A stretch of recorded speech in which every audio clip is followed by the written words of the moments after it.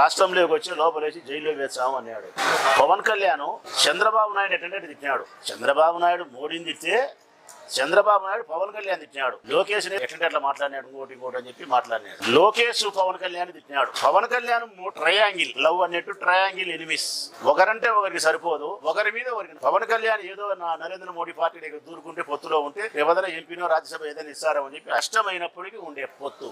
మరి ప్రజలు అనొచ్చు, ఇష్టం లేనప్పుడు కష్టమైనప్పుడు పొత్తు దేని? ఒకరికి ఏదో అభద్రతా భావం, భద్రతను ఏర్పాటు చేసుకునే దానికోసం అందరం కలిస్తే ఏమైనా భద్రత ఉంటుందేమో ఉద్దేశంతో ఇష్టం లేకపోయినప్పటికీ కష్టమైనప్పటికీ ఏర్పాటు చేసుకునే పొత్తులు. నమ్మకాలు లేని మూడు పార్టీలు కలిసి ఆంధ్రప్రదేశ్ రాష్ట్రంలోని అధికారాన్ని 3 భాగాలుగా పంచుకున్నామని చెప్పి ఈ పొత్తునైనా. ఇది ప్రజలారా మీరే ఆలోచన చేయండి. ఒకరంటే ఒకరికి సరిపోతుందా, ఒకరి మీద ఒకరికి నమ్మకం ఉందా లేదా అనేది గత చరిత్రను మీరే తిరిగే చూడండి. ఇన్ని పాటలు పడి ఇంతటి దిగజారి లేకపోయినా, ఎవరి మీద ఎవరికి ఇష్టం లేకపోయినా, నమ్మకాలు లేకపోయినా, రాజకీయ అవసరాలకు